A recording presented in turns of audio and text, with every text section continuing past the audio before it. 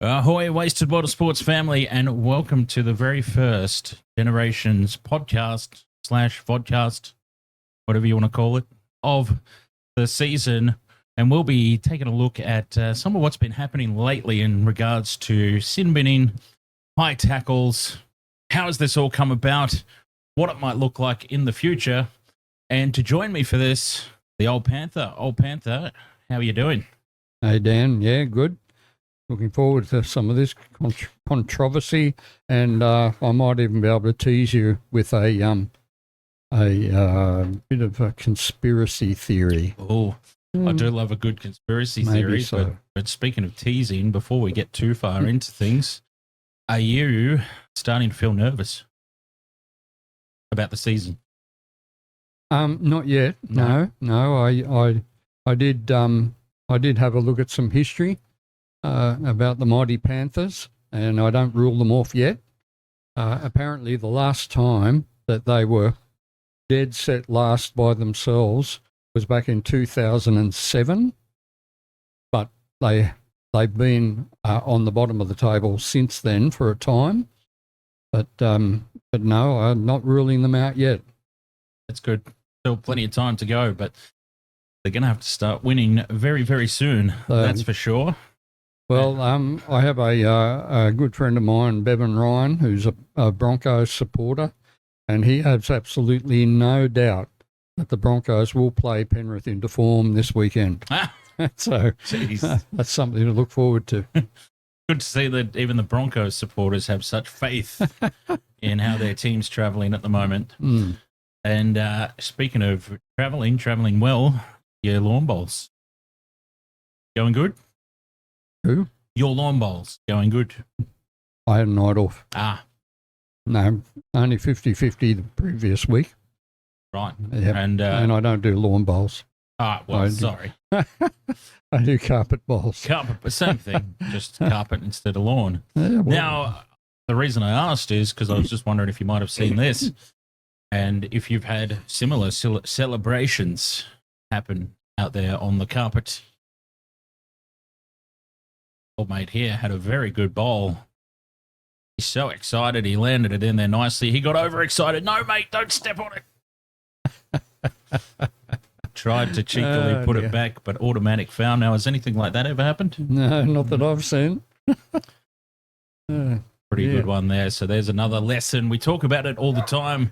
Lessons in celebrating too soon. And there's just another example of why that can be a bad thing. We didn't already know, of course. And so, speaking of the Panthers, once again, just coming back to that, part of the reason why we're going to be talking about what we're talking about today, because we saw this past weekend, I believe it said somewhere in the region of 18 sin bins across the game. And now that's just sin binning, 18 across the round, I should say. But specifically in the Panthers game, there were some interesting ones there, such as Isaiah Yeo getting done for a high tackle.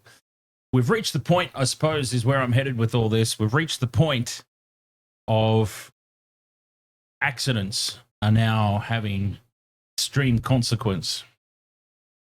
That's the point we've reached in the game, and we're going to discuss a little bit about why that may be the case. Obviously, player welfare is something that comes into it.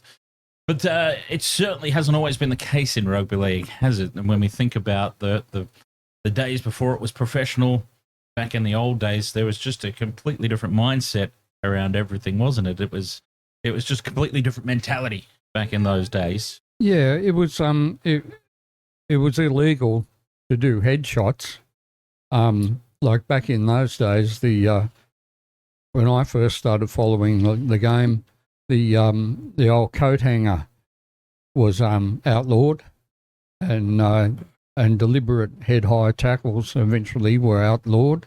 But yeah, they have cracked down on it. But I love that too. How it was like they were eventually outlawed. Well, they weren't supposed to be there, but there wasn't the reaction that takes place now. And that's all part of my conspiracy theory anyway. it's definitely different now. And when you listen to some of the fellas who have played the game, like Gus and Andrew Johns, they do say the game's different. It's just completely changed now. Mm. And as I said to you before we came on air, there's a story about Maverick Geyer watching football of his dad's old games with Penrith, and he just finds it unbelievable some of the things that Mark Geyer got away with back in those days. We're only going back like 30 years, so it's changed. Mm. Yeah, most definitely. And now, whilst this particular footage that I came across is not high shots, it's an example of something that was commonplace within the game, and it was something that's now really stamped out. And I guess that's where they're wanting to head with the high contact rules, is they want it out of the game completely. And this is an example of something that I suppose you still see it from time to time, but nowhere near some of this footage that we're about to see. And I'm, of course, talking about the spear tackles. Mm. Interesting stuff in here. That wasn't even a penalty. I don't think that was even a penalty. They just got up and played the ball. And it was around this era where colour television comes into it. That was a penalty straight away. Alone. They were probably still picking and choosing. The interesting thing is that back in those days, discussions like we're having now about the high contact probably happened back then. It's just you don't hear about it because social media is so prevalent now, of course. It's easily accessible information, easy to complain, easy to get word out there. That was just a straight throw of the head. I'm pretty sure that was play on. So, yeah, you can see that there were different standards even in the spear tackle. Yes. And that's something that is successfully stamped out of the game now. So if they are looking to remove the high contact completely, I think that proves that it is possible if done correctly. Well, as long as they do take into account mitigating circumstances, as they call it. That was one good thing that came out of that Tigers Cronulla game the other day with the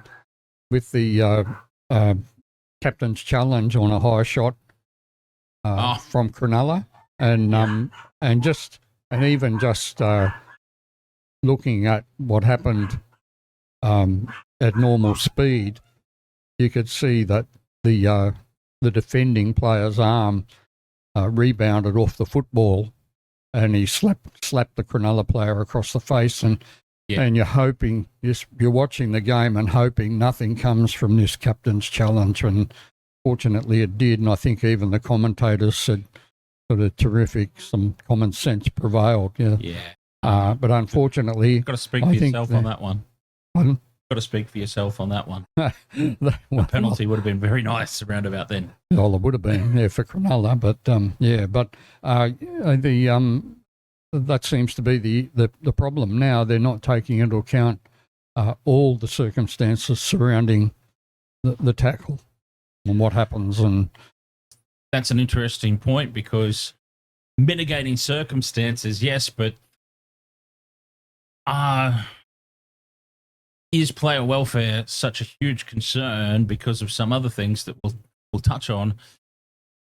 It's creating this overreaction almost, where the NRL feels the need that they have to, and I may as well break order a little bit, because obviously I'm talking about what happened in the NRL, which obviously I'm talking about what happened in the NFL, which has started to sweep across other sports and potentially making its way into the NRL now.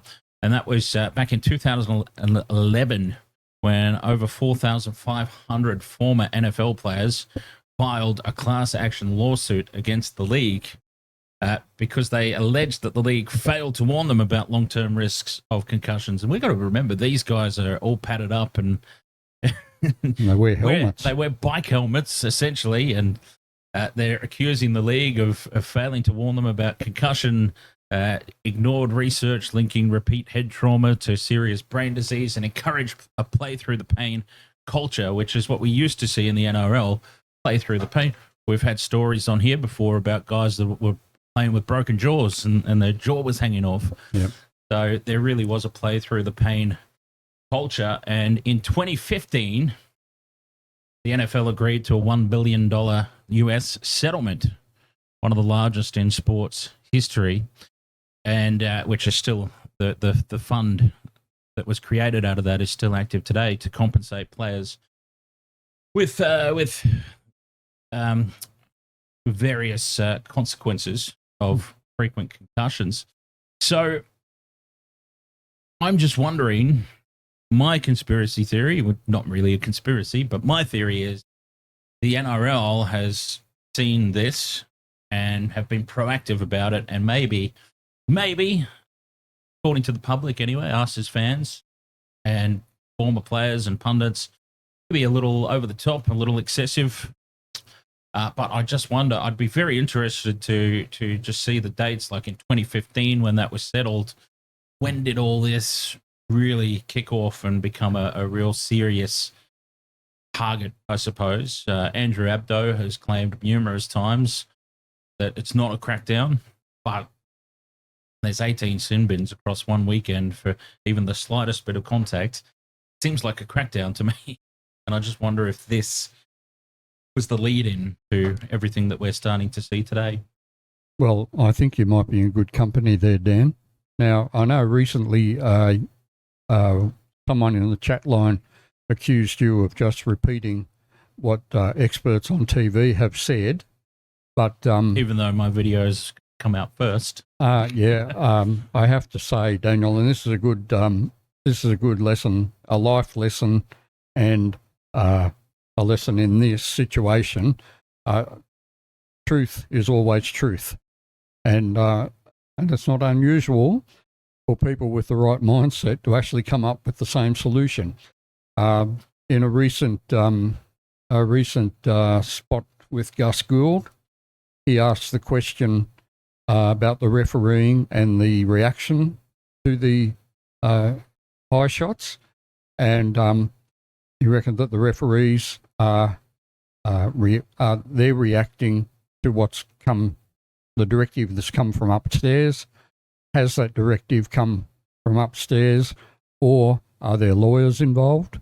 And that sort of just echoes your point, Dan. So it could well be they might be looking at it. I have another conspiracy theory to go with that. But, yeah, fire away. But righto. Yeah. Well, I'm not going to name a name because I'm not sure, but I know some time ago one respected member of the rugby league community suggested that we had to free up the game, and that was when the 10-metre rule came into play, because it used to be 5 metres. Yes. And he wanted the defensive side back 10 metres to allow attacking players more room to move.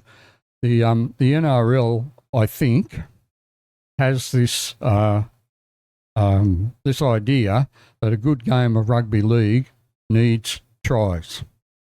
I disagree with that, and I think a good game of rugby league can be a real arm wrestle, and not necessarily tries. But that's my conspiracy theory. I think that the NRL want tries, and I think part of this directive is let's have 3 or 4 times during the game where it's 13 on 12 so that we can have tries, because that's what we want to see. Now, I might be wrong. Eh? Yeah. We could go even deeper with that, because that could be in collusion with the betting agencies to determine as to how and when those sin bins occur. No, they're as pure as the driven snow, Dan. I would like to think so, yes. Good friends with all the... I say that sarcastically. Good friends with all the booking agencies, betting agencies, so yeah, better be careful. This, of course, is not just an NRL problem, or NFL problem, as if we're correct about where this has all begun and why it's become such a big issue. We've seen it happen in the AFL as well, with multiple former players launching lawsuits. I don't know the outcome of those, but the most recent was a group class action, in 2023 with over 60 players alleging the league failed to protect them from head trauma. They've since updated the concussion rules, much the same as what's happening in the NRL with the mandatory stand-downs and independent doctors ruling through the matches, and NHL as well. So another American connection, the NHL in 2018. So again, it's all sort of sparked from this NFL lawsuit in 2015. NHL just went, yep, we'll settle as well, $18 million US, and rugby union started to spill over into the UK and rugby union, with former players suing governing bodies for long-term brain damage. Some of the more notable ones there, Carl Heyman, a former All Black, who was diagnosed with probable CTE symptoms, and I'm not too sure what all the latest information is on that. I mean, feel free to look that up if it's something you're specifically interested in. We're not going to jump into all the details of that right now. Now, World Rugby have taken their own stance against high contact. It's now anywhere that they deem above the shoulders. So you can't even make a shoulder tackle anymore. You've got to be clearly below. So I just wonder if that is something that we may see come into NRL. That opens up a can of worms, doesn't it? Oh, big, yeah. Oh. It's. I'd be lying if I said it's working out too well, because it all comes down then to it's another decision then that is up to the umpire's discretion. Yeah, but also you have a situation where you have a big fella like Mark Geyer against a little fella. What's going to happen there? Oh, well, this has happened. I've seen instances lately in the rugby where you've got a big, the locks in rugby union are like 6'8", almost 7 feet tall in some instances. And you get a little George Gregan-sized scrum half run at them, and they're down on their they're practically down on their haunches. Standing upright, though, to make the tackle, and the player's head will hit their chest, and they'll get sat down for 10 minutes for a chest to the head. So they've really cracked down because it's above the shoulder, contact above the shoulders. Yeah. Mitigating circumstances do play a role as well, but yeah, it's really complicating things. And you might be right with the connection though to the NFL. I wasn't aware of all that, and when you consider, like we said, the NFL, the NHL, these blokes are padded up and wear helmets and masks and all that, and where our blokes don't. So yeah, they could well be looking at the future and what could happen. Maybe they're going to have premarital agreements, when players sign contracts. And yeah, well, that is something that's been discussed in terms of having clauses in the contracts. That, I mean, an example that I can cite in the non-sporting world is going to play paintball. When you go to play paintball, you've got to sign a waiver that says, look, I accept the fact that I could get seriously hurt out here. Okay.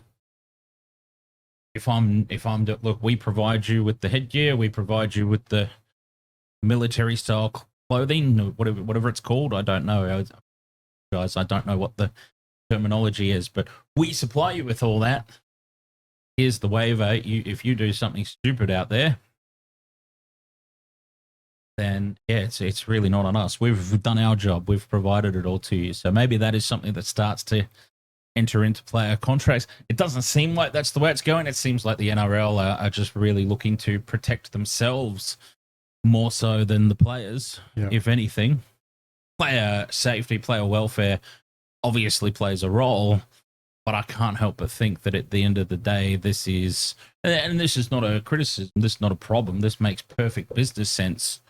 We'll be proactive and we'll just protect ourselves here from the player backlash, from potential legal consequences down the track. reputation of just ignoring player safety and welfare.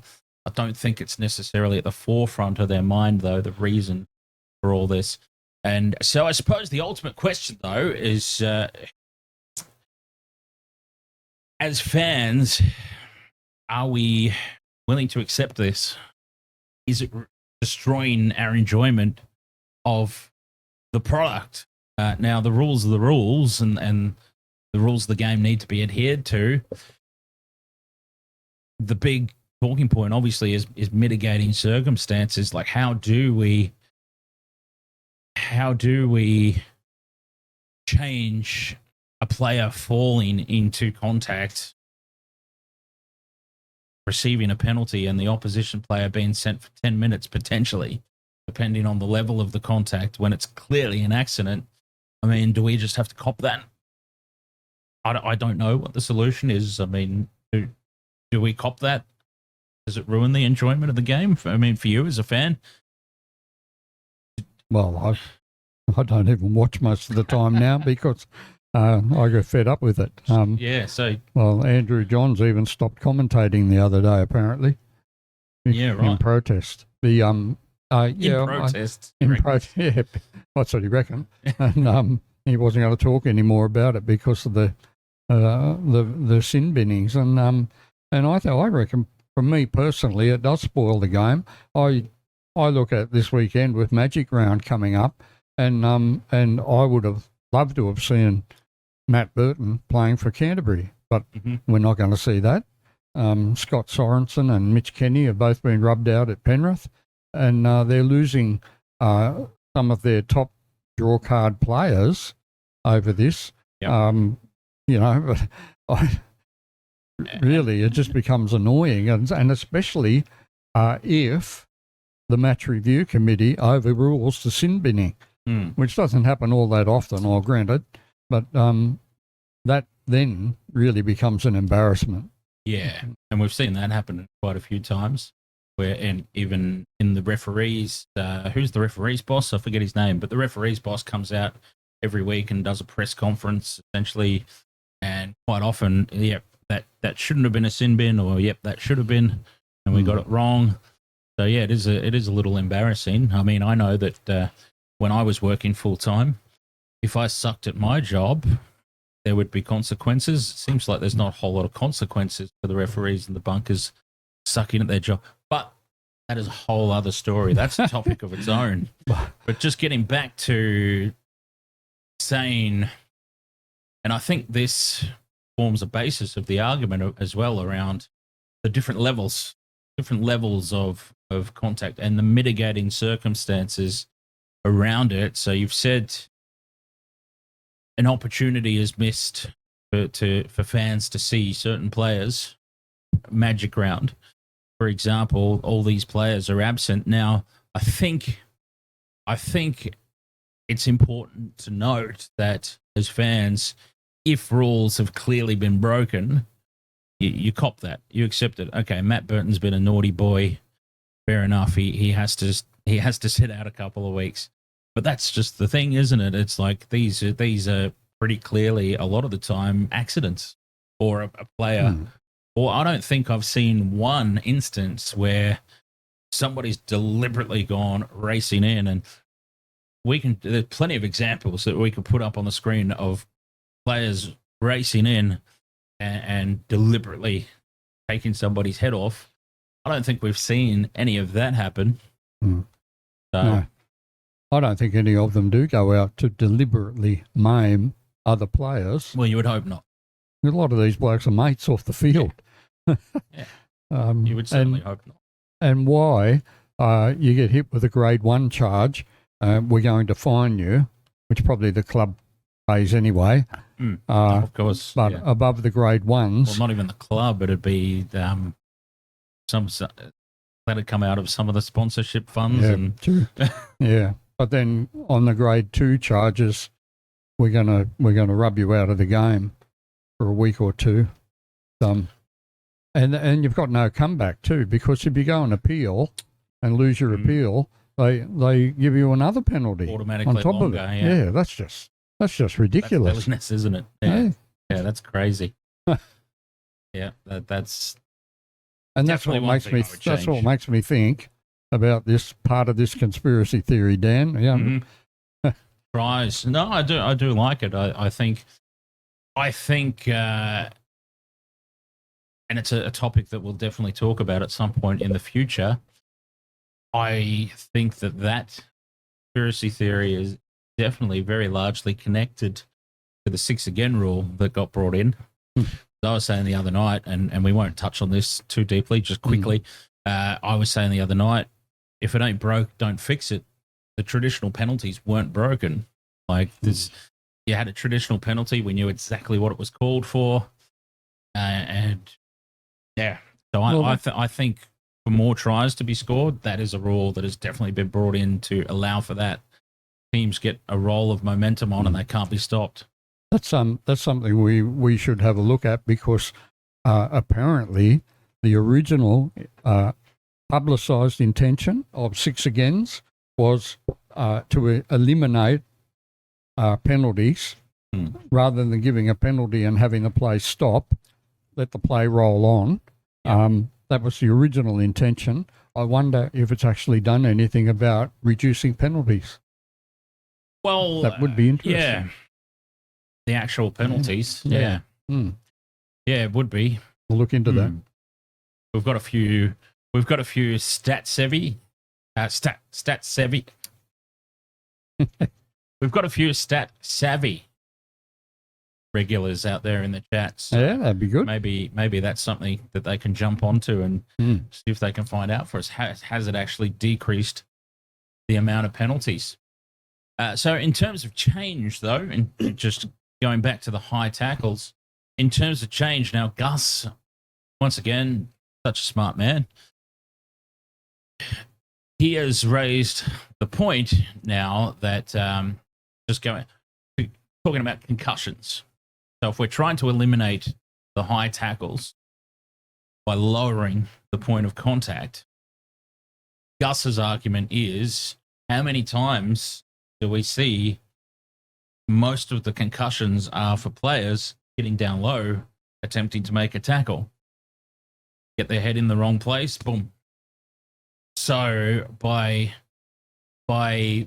severely lowering the point of contact, rugby union style, where anything shoulder height or above is pinged, would we then be walking into a completely separate problem? And that is now defensive concussions. Players going in low, getting their heads jammed up against the chest, we see it happen all the time, getting sideswiped by the hips, knocking themselves out. We won't mention Victor Radley's name, but Boyd Cordner was another one who copped a lot of concussions and got forced into an early retirement. Kalyn Ponga, the most obvious one at the moment, getting a lot of head knocks on attack and defence. Well, I think when Ivan Cleary raised a similar argument, not exactly that one, he was basically told players have to learn to improve their tackling technique. And I think that would be the powers that be, their answer to that question, Dan. Yeah. And what happened to the good old legs tackle? The good old legs tackle. I mean, that's how I was taught. You would go in, you would hit just below the waist, and you would slide down the legs. Yeah. There's an interesting story about that, Dan, from the great Warren Ryan. Oh, yes. When he played for Australia, they got flogged by Great Britain because Australia went into the game to do exactly that, tackle around the legs. And he said that because most of the Great Britain players were ball players, they just passed the ball. Yeah. And he said they got wiped off the map. So that'd be back in the 60s. Yeah. I mean, would we as fans, could we accept a solution like this? And I understand that this is not perfect, but I look at some of the old footage. I look at highlights on YouTube and that, and of the old Parramatta side, and with Brett Kenny. Brett Kenny was a fabulous ball player, and that Parramatta team, offload. and they ran about 40 meters upfield before the next tackle. But it was just interesting seeing that there was no thought back then of going in high up around the chest to wrap the ball up. That's something that evolved in the game. Somebody somewhere brought that in and said, hey, this is a really effective tackle. Wrap the ball up. It's something that came into the game that didn't exist back then. You saw more players sort of standing off. So if you abolished high contact and just said, okay, you can only hit under the breasts, basically, breast and down, anything above that is going to be a penalty. It's going to create a lot more offloads and the ball will be in play for longer. So we may need to abolish the 6 again in that case. Otherwise, players will be exhausted. They're going to need stoppages for penalties and whatnot. Tactically, I think it just opens up the field a lot more because you saw players back then. One would go in and make the legs tackle and try and bring the player to ground, and there would be players either side. You would get a one either side, and there would be a player defensively, I'm talking about here, of course, would sweep in behind the back. And I may even put some of this in post editing on the telestrator. But you'd see a player sweep in behind the back. Now, those players are obviously there to protect the offload. Like, that's how you protect the offload, by getting defenders there in the way. Now, there would have to be stricter action on, like what we see at the moment is we see an real inconsistency and an eternity, it seems, sometimes for players to be allowed to offload the ball. There would need to be a very strict, okay, if you've stopped forward momentum, you're held. Because otherwise players could stand with the ball and be going like the ball free gap. So that would have to be something that was really focused on and cracked down on. But that might be, I mean, would that be something that you out there as fans, we as fans, I mean, could we accept that? Could we accept rugby league almost devolving, if that's the right word? Well, I think it's important right now, Dan, just to mention to Andrew Abdo that when he watches the podcast, to keep this in his file for the end of season review. We don't want to see big changes happen mid-season, but yes, yeah, I think it's possible. They eliminated the spear tackle initially by just saying it was against the rules, and then eventually they brought in the new rule where they weren't even allowed to lift the legs up past the 90-degree mark. Yeah, and even that has accidents, but at least they eliminated it. Yeah. So yeah, it's possible. The 6 again, like you said, would have to go. You have to be very careful with any rule changes that introduce too much of a fatigue factor. I'm coming to your defence here, Dan. It's been said, the great Warren Ryan, he spoke about this fatigue factor many years ago and how they had to be careful not to introduce too much fatigue because that's what leads to injuries. Yes. And I think he's been proven right over the time. So yeah, you'd have to make adjustments here, there, and everywhere. Maybe with the 10-metre rule, maybe with the 6 again, as you said. Back to 5. Back to 5. Yeah. Keep those 6 agains out of it. Maybe only in certain parts of the field. But have to watch that fatigue factor. I think get rid of those anyway. Agains. That's what's ruined the game. 6 agains. I can cop the sin bins for player welfare, but even if it is accidental, because I understand what they're trying to do, but they might have gone a little bit too far with it, or put their focus in the wrong areas, perhaps. I mean, I've raised a potential solution. It might not be perfect, but I mean, do we really watch rugby league for? Because that'll be an argument that gets brought up, I'm sure. Is you may as well just make a touch footy then.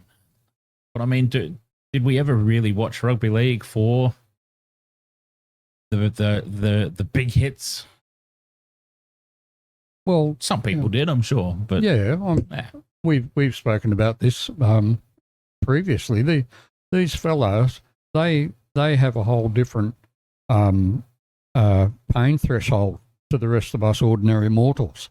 You know, I was only involved directly with the Logan City Scorpions for a short time, but in that time, some of the things I saw these blokes cop, and I thought, how on earth do they get up again? You know, but their pain threshold's different to ours. Their toughness is certainly different to mine, and they go into these games. I'm glad you spoke for yourself there. Yeah. Like, they go into these games knowing what to expect, and that's what they want to do. They want to play, and people do want to see the big hits, but the big hits aren't necessarily illegal, are they? No, that's right. Yeah. Well, yeah, I mean, in that case, we come back to waivers, don't we? Like, if the players, if that type of person that wants to play the game wants to take that type of responsibility, have a waiver that says, okay, well, you can't sue the governing body. Whether or not that would hold up in a court of law or pass, who knows? And maybe that's a big part of the problem with that. Maybe there's a legal reason why that can't exist. I don't know, but yeah, it's definitely, the players just want to get on with it. The fans just want consistency above all else, but that's never going to happen with so much human involvement. Over to you in the comment section. Has the NRL gone too far with the head contact rules, or not far enough? Sorry. What's your solution? I mean, I presented a couple of options. The Old Panther presented a potential option in there as well. They're not perfect, but what would you do to alleviate all these send-offs and high contact penalties? So I'd love to hear about that, and we'll read some of the better ones out on the next episode. So sorry, you were going to say? Oh, I was just wondering, should we just mention that this weekend the Magic Round, being the like the main event really for the NRL competition, isn't it? Not the main event for Rugby League. Yeah. It's the showcase, yes, isn't it? And yet you go through the list of suspended players, and there's 10 players can't play this weekend because of suspension. And I wonder whether they are ruining their product. Which again, rules are rules, and if they deserve it, then fair enough. But I think in a lot of these cases that they're really undeserved. That's the problem. The mitigating circumstances and all of that. Magic. It's funny though, because, and just one last thing now before we go, it is funny because we saw a crackdown in 2021, I think it was. It's in my notes here, actually. I can just quickly scroll back up. Excuse me. It's in my notes here that 20 crackdown on high contact 2021 Magic Round was a turning point. Now, it's interesting. 2021 Magic Round was where we saw a huge amount of send-offs. Interesting. This time, and a lot of the feedback back then was what you were just alluding to. It's ruined the spectacle. Magic Round is supposed to be this celebration of rugby league, and we've sent half the competition off into the sin bin. It's ruined it as a spectacle. Well, now what we've seen in 2025, the crackdown happened the week prior, and now we've lost all those players, as you said, rightly or wrongly. If they're sitting out rightly, then fair enough. But I think there's quite a few players who will be missing the next couple of weeks, just completely falsely, in my opinion. But I mean, that's just my opinion. What do I know? Quite a bit, actually, as it turns out. Well, thank you very much for joining us. As I said, any comments on this topic, do let us know in the comments. And also, if you've got any topic ideas or just general questions, do feel free to drop those in the comment section as well.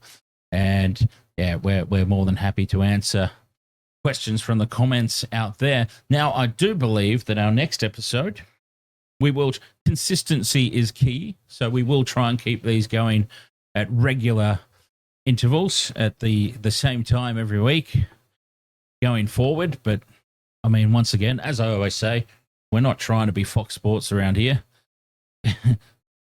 Sometimes we just don't have the time for it, but we will endeavour to bring you this with a consistent schedule moving forward. But the next episode, I reckon it would be very fitting to talk everything expansion teams, past, present, future, because PNG and the Bears preparing to enter the competition. So if there's anything specific you would like us to talk about regarding that, expansion clubs, to drop us a comment on this video as well. And we'll bring it up on the next episode directly, because got a fair bit to talk about that. We'll be talking about things like past expansion clubs that have failed, past expansion clubs that have succeeded. Are there any current expansion clubs? Not necessarily in rugby league as well. We don't necessarily limit it to rugby league. We can look at how expansions worked in other competitions successfully or gone quite badly, Super Rugby. But we'll look more into that when we're back next time. Thank you so much for joining us. It's been fun as always. Old Panther, best of luck for the Panthers this weekend. Thank you. Yeah, I think they're going to do it. I've got a sneaky now this was not a tips video, but I've got a sneaky suspicion they will too, despite still missing some key players. Yep. Thank you very much. Catch you next time. Until then, cheers.